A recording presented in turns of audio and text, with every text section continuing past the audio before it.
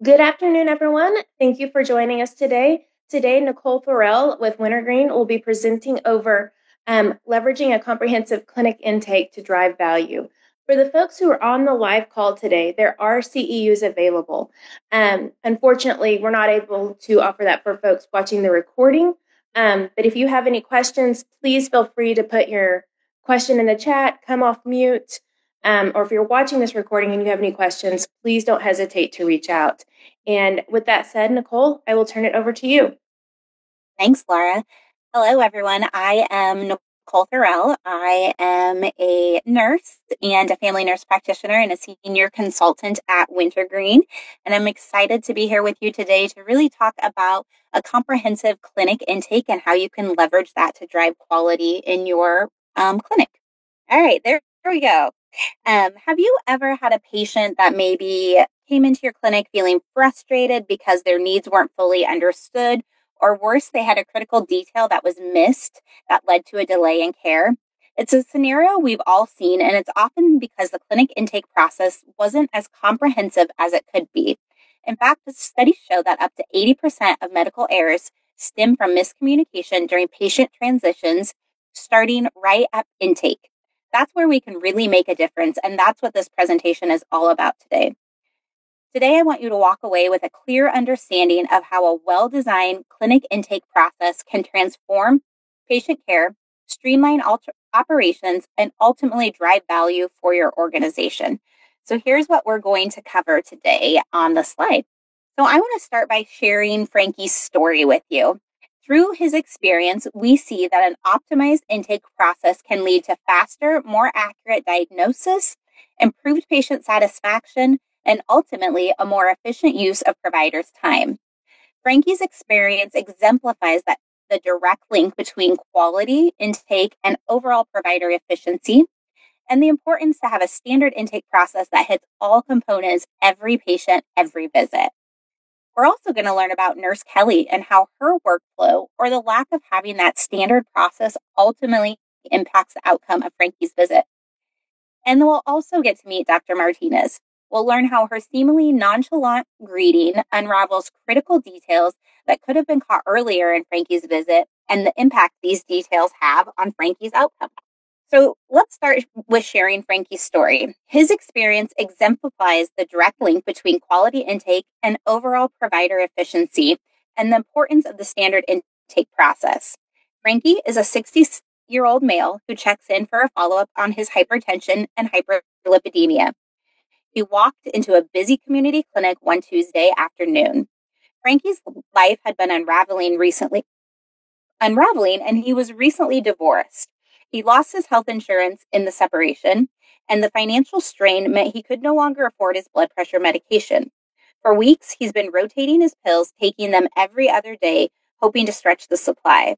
But that day, his headaches were unbearable, and he was ashamed to admit the financial burden that he was experiencing. During his intake process, Nurse Kelly greets Frankie in a very friendly manner. She asks a very general question: Have there been any new medical developments or concerns in the last 6 months? Frankie, like most of our patients, was feeling unsure and a bit overwhelmed in the visit and responds with a hesitant, "No, nothing major." At this point, Nurse Kelly simply makes a quick note and confirms his medication adherence with a cursory, "Are you taking your medications as prescribed?"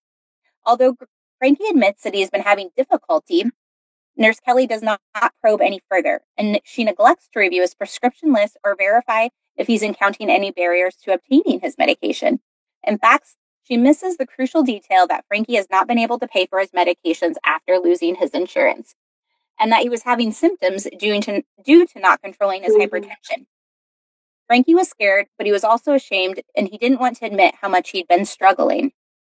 In the rush to get Frankie checked in and through the process, this information was missed. Later, when Frankie meets with Dr. Martinez for his provider consultation, the conversation takes an unexpected turn. As Dr. Martinez reviews his chart, she casually asks, "How's your wife doing?" This seemingly routine question that we ask during our visit to our patient sparks a revelation. Frankie, now visibly uncomfortable, clarifies that he is no longer married and he got divorced a few months ago. Further questioning reveals that with the divorce, Frankie lost his insurance coverage and has been struggling to afford his medication. Realizing the gravity of the situation, Dr. Martinez immediately recognizes the missing information and updates it in the chart. She explains that the personal information is not just administrative, it directly impacts his treatment. Dr. Martinez then assures Frankie that they will update his records right away and work with the social work team to find an affordable medication option for him. This discussion underscores the need for every healthcare team member to perform a comprehensive review during the intake process. It also demonstrates how critical it is to verify and update patient information at every visit. While this is a made-up situation or scenario, I think this is something that we all can relate to and have seen in our practice, whether it be change of information due to a marital status change, change of insurance due to employment. We hear of multiple times where patients receive denials because maybe they're receiving a monthly injection and the new insurance information doesn't get prior auth. This situation really is just one example of how that intake process can really ultimately affect the workflow for your staff, but also for your patients.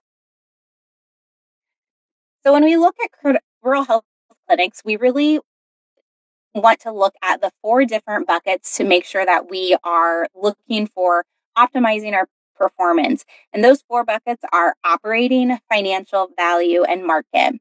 And when you look at these slides, really looking at optimizing your intake process, it really improves all 4 buckets. Through an optimized intake process, we improve our clinical performance. We are able to establish actionable metrics and increase our cash positions due to less denials. And we really hit the value in the market through those value-based initiatives, population health strategies, care gap closure, which ultimately improve our patient satisfaction.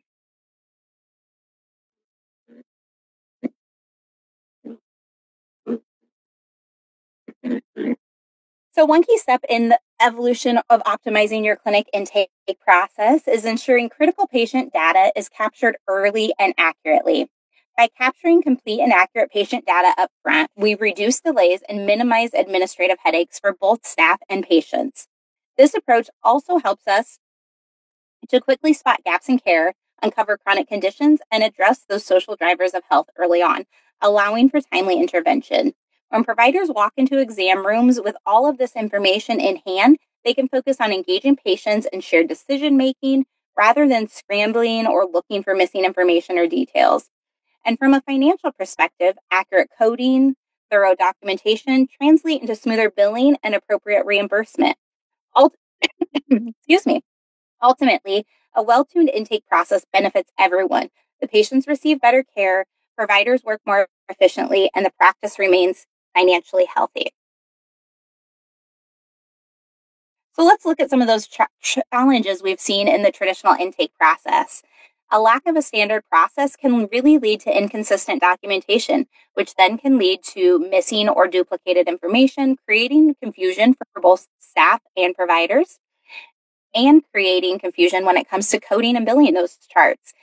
The intake process itself has often been considered time-consuming, which not only frustrates the patient, but also burdens the clinical team. Another barrier is that we have a lack of screening for our social drivers of health, like housing and transportation, and a lack of referable resources that really impact the care the patient can receive. Limited care coordination also compounds the issue, making it harder to ensure patients receive the right follow-up and referrals. And finally, these inefficiencies all spill over into the billing and revenue cycle management, where incomplete or incorrect data leads to delayed prior authorizations, patient denied claims, and lost revenue. So there is really no one-size-fits-all model when it comes to the intake process. But what the evidence does show is that having a standard process that is developed and customized to your clinic's workflow can create efficiencies, address necessary and required metrics, and improve outcomes. The intake process isn't just administrative. It's really the gateway to your success. A robust intake supports operational efficiency, strengthens financial performance, and enhances clinical decision-making. So now we're really going to get into what are the key components of that intake process. A standardized process that is completed every patient, every visit is essential. And you'll hear me say that multiple times throughout this presentation. The process starts before the visit and it continues seamlessly through the office encounter and sets up effective follow-up. Each component is designed to ensure no detail is missed and ultimately makes the provider's work more efficient and the patient's experience more positive. So let's walk through those essential steps. We begin with that pre-visit phase. This phase involves your pre-visit planning, looking at any preventative maintenance gaps, really planning for that visit. Is there workflows where we can tee up that chart and that documentation before that patient even arrives? Then we move to that check-in phase where registration and demographics are verified along with insurance information. In this phase is where patients can also be handed paperwork to complete some of those required screenings while they sit in the waiting room, if that's a process you identify in your clinic. Finally, during the in-office visit, nursing intakes, social drivers of health screening come together to create a complete picture before the provider steps in. And then after the visit, you have the follow-up or that loop closure with referrals and communications of results. Let's dive into these phases a little more. In the pre-visit phase, this is really a team-based approach that makes this phase successful. This step ensures that the patient appointments are thoroughly prepared for using checklists. Teams can verify things like labs, diagnostics, and preventative maintenance measures are all in order. Appointment reminders are sent with clear instructions like bring an ID card, insurance card, or any relevant medical records, setting a positive tone for the visit. One of the things we also saw recently in a patient appointment reminder was reminding the patients to take their AM medications before they came in for their visit. It was a very neat intervention that a clinic had inputted for trying to deal with hypertension. So there's lots of things that can be done to set your appointment up for success in that pre-visit phase. I mentioned the pre-visit checklists or examples, and checklists are really powerful tools that keep pre-visit process on track. So there's many different examples from general pre-visit checklists, disease-specific ones, preventative maintenance checklists, and these tools ensure that every necessary step is completed. That detailed planning minimizes the risk of missing crucial information, and it leads to a smoother in-office experience. So this example on the screen is a pre-visit checklist that really goes over immunizations and preventative maintenance screening. This was a shared example of a pre-visit checklist that was in a Google Doc. So it had your patients categorized and able to be sorted by name, and then the preventative maintenance gaps that the clinic was addressing along with the screenings it had when they were completed. So you could easily search for your patient's name that was in the office at that time and see what needed to be addressed. This was a team-based checklist that was utilized. So whoever had time was working on it, putting the information in, and then it was utilized by the entire team. This is a disease-specific checklist. So this one was set up specifically for diabetes and really followed the diabetic population and the quality metrics appropriate to them, but allowed the staff to easily track by patient name, when the last results were, what they were, to be able to easily see what needed to be completed during that visit. So if this patient came in for a sore throat but hadn't been seen for their diabetes, they could easily address those during that visit.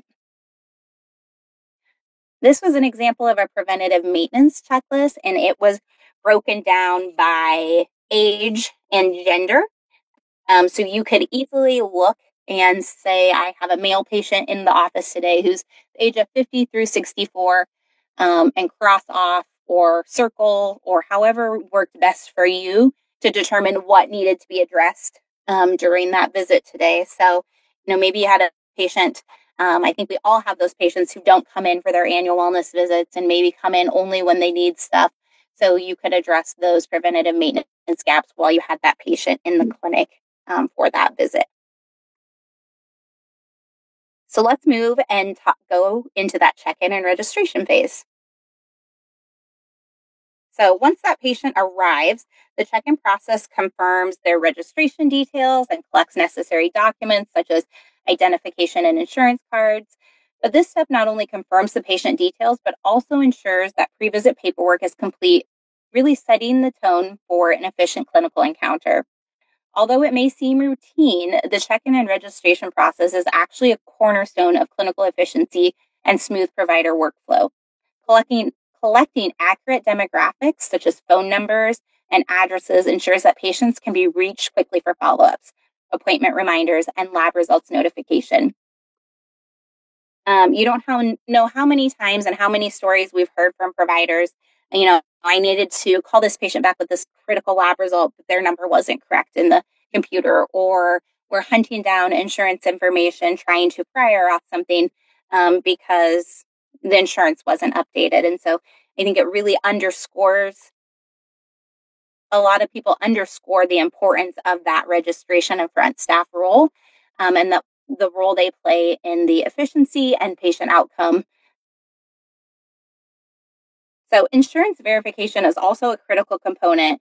I think we all know that's a critical component when it comes to financial, but it also eliminates last-minute surprises that can delay patient care or require providers to spend extra time clarifying coverage.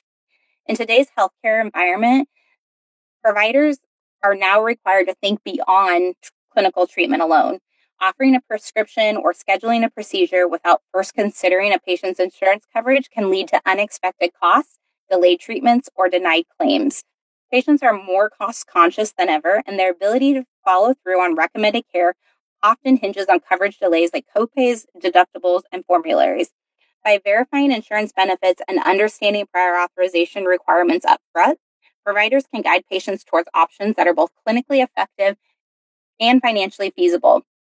This proactive approach not only fosters greater trust and transparency, but also reduces care delays and improves patient overall satisfaction. So during that in-office visit, the nursing intake is much more than just recording vital signs or noting the reason for a visit. It's really the backbone of an efficient provider encounter.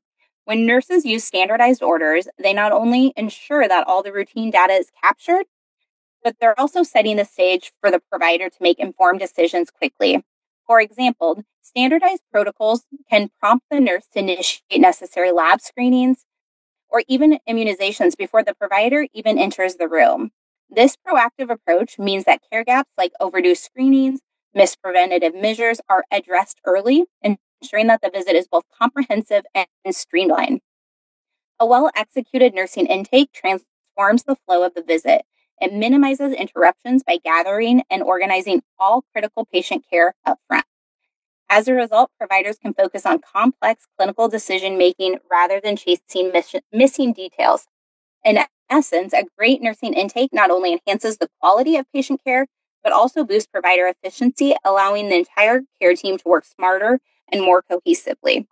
During the intake process, gathering a detailed patient history, including prior diagnoses, current medications, and past hospitalizations, is absolutely essential. This isn't just paperwork. It's the cornerstone of an effective risk stratification.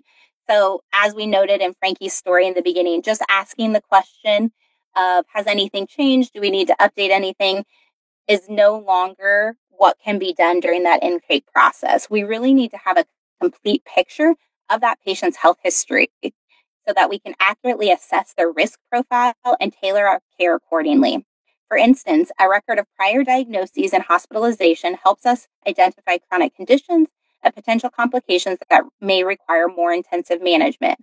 Knowing what medications a patient has already taken enables us to avoid harmful drug interactions and refine treatment plans for safety and efficacy.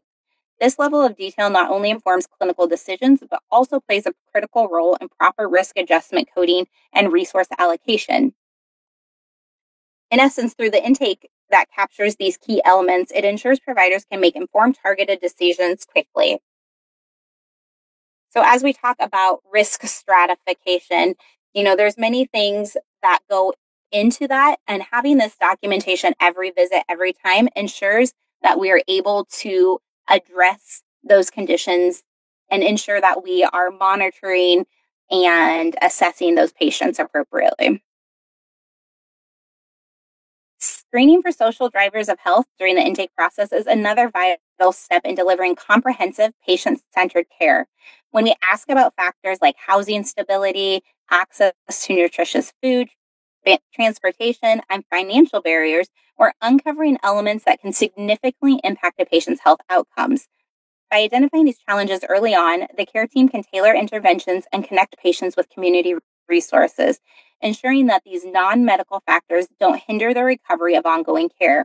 This proactive approach not only helps patients in preventing communications such as missed medications or delayed follow-ups, but also promotes overall well-being. Ultimately, addressing social drivers of health means we're not just treating symptoms, we're looking at the whole picture, leading to more effective and sustainable care. I think we probably all have examples, but a recent example of a patient I saw, I was working on a Saturday in an emergency room, and this patient had been in the ER 8 times in the last 2 weeks. And when he came in, the nurse said, "Oh, so-and-so's here again, and he has the same complaint." And when we really sat down and spent the time with him to figure out why he was coming in, he was coming in with complaints of abdominal pain, but what it really got down to is he had no food. He had been moved from one town to another due to housing difficulties, and he didn't have a car. His family wasn't close, and so he was hungry, but he was too ashamed to admit it to those that weren't spending the time and actually asking the questions. And so in being able to sit down and dig into more of those reasons and look at those social drivers of health, we're able to determine, what was really the driver of that ER visit and how could we impact that patient's care to ensure that he was well taken care of. So preventative and chronic disease screening is also a robust part of our intake process. By integrating these screenings at the very start of a patient's visit, we set the stage for early detection and timely intervention. This process isn't really just about checking the boxes per se. It's about proactively identifying care gaps before they evolve into more serious issues. When patients are screened for conditions such as hypertension, diabetes, cancer, or even lifestyle-related risks, we can intervene early. We can adjust treatment plans, and we can monitor progress effectively. This proactive strategy plays a critical role in risk stratification, ensuring that high-risk patients receive the focused follow-up and management they need. Moreover, by aligning these screenings with quality measures and value-based care initiatives, clinics can receive higher reimbursement rates when delivering better patient outcomes. In essence, embedding preventative and chronic disease screening into the intake process not only boosts clinical efficiency, but also fosters a culture of comprehensive patient-centered care.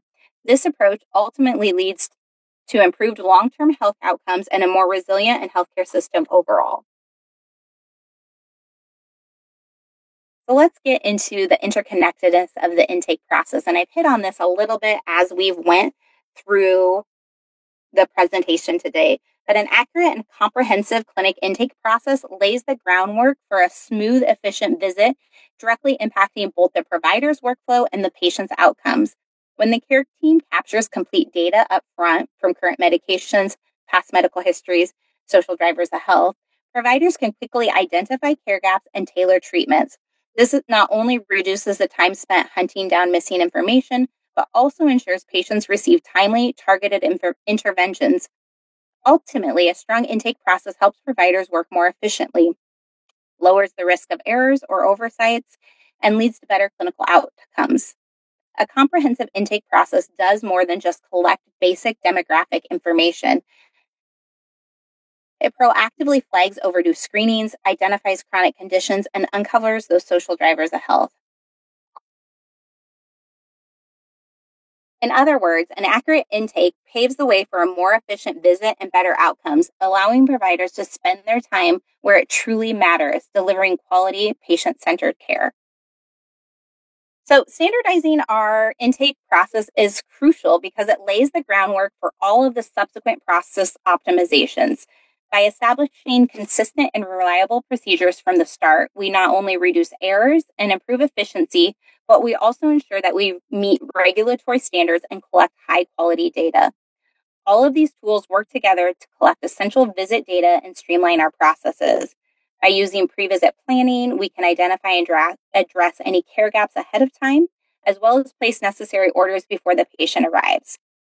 Pre-visit questionnaires increase efficiency by allowing patients to provide their information in the waiting room, reducing time spent on paperwork during their appointment. And ultimately, a standardized approach ensures every step in the process is executed in the same way, reducing variability. So as we look at standardizing our intake process, we also want to look at leveraging technology and our EHR automation as we move through the process. And this is about creating a seamless, data-driven experience for both patients and providers. By automatically pre-filling patient information, we reduce that manual entry, we minimize errors, and we save valuable time. Decision support tools embedded in our electronic health records can provide real-time guidance at the point of care, helping providers stay on top of best practices without interrupting their workflow. At the same time, the system can flag any other care gaps, prompting the care team to address overdue screenings or missing interventions before the patient leaves. Finally, using a standardized documentation field allows us to generate consistent, actionable reports, which in turn fuel ongoing quality improvement efforts. Altogether, this approach not only streamlines clinic operations, but also supports the transition to value-based care by ensuring timely, accurate, and patient-centered data. The other important step in this is really ensuring that we implement a team-based care model in how we deliver patient care by sharing tasks among a well-coordinated team. This approach enhances efficiency and workflow by letting providers focus on the complex decisions while support staff handle routine tasks like vital signs and documentation. It also optimizes the use of each team member's licensure from medical assistants and nurses to care coordinators and pharmacies, ensuring comprehensive care. By improving quality metrics and reducing preventable hospital visits, it supports the value-based care initiatives and financial sustainability. Finally, in rural, we all know that we have workforce challenges. And so by maximizing every staff member's role, we are reducing burnout and expanding access through use of other healthcare staff members. It also creates more of a financial sustainable model. If we are having those with licensures complete the tasks at the highest level of their licensures and those that don't require licensures completing the lower tasks, you create a more financially sustainable workflow. So success isn't just about the process, it is about the results. So as we transition from a volume-based clinic to a value-based care clinic model, it's essential to track the right metrics to gauge our progress. First, we look at patient engagement metrics, which tell us how effectively we're involving patients in their own care. And then the next, we want to look at those care gap closure rates to show how well we are identifying and addressing unmet clinical needs. Reducing our intake times indicates increased efficiency in that front staff operations and a smoother patient flow. We also want to focus on that risk adjustment and HCC coding accuracy, ensuring we're capturing the full scope of patient complexity for accurate reimbursement. Lastly, looking at our social drivers of health documentation and referral completion helps us address these and connects patients with vital community resources. Together, these metrics provide a comprehensive view of our success in delivering the value-based care. So now that we've explored the components and the benefits of really an optimized intake process, what's next for your clinic?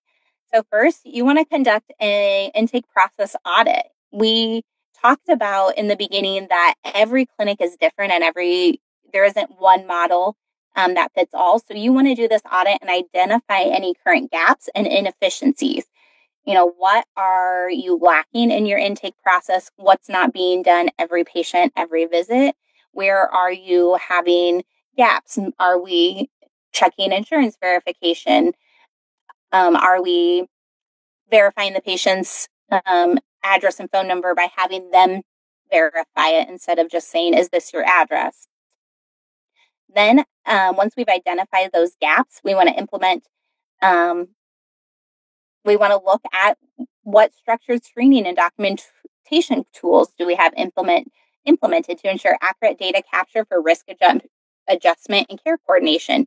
Are we all using the same fall screening? Are we all using the same depression screening? It's also then critical to train staff on those value-based care principles so everyone understands how their role supports the high quality and cost-effective care. Training staff, not just your clinical staff that are at the bedside with the patient, but training your front office staff, making sure that everybody understands the role they play and how it's important to the patient outcome. Additionally, we want to leverage that EHR automation and technology to streamline workflows and reduce administrative burdens. And then last, we want to strengthen our patient engagement strategies to encourage active participation in their care decisions. This leads to better outcomes and higher patient satisfaction. By following these steps, your clinic can standardize intake and really deliver true value-based care. So I went through that very, very quickly. So I'm going to pause here. This is the post-evaluation for your continuing education hours for nurses. So if you would like to receive those from this live presentation today that you watched live, you can scan the QR code and complete the evaluation, and I will email you your certificate. But if you have any questions, I will take those now. In addition to questions, does anyone have any comments of best practices or things that you've implemented in your facility that have been successful? I would be very interested if anyone has any insight on the SDOH and how they're implementing that in their clinics. We're kind of working through that process now, but I don't know if anybody has any insight on that. We at Wintergreen have seen it done a bunch of different ways, and so I think it depends on your patient population. We have seen a clinic in Arizona who is using the shorter form and having the patient complete it in their pre-visit paperwork in the clinic and then reviewing it in the intake process.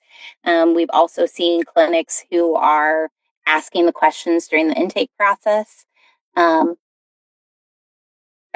Which I'm not sure if your EHR has anything built into it, but there are a couple of different forms, some of them longer than others for patient use. But we've seen it done both of those ways currently.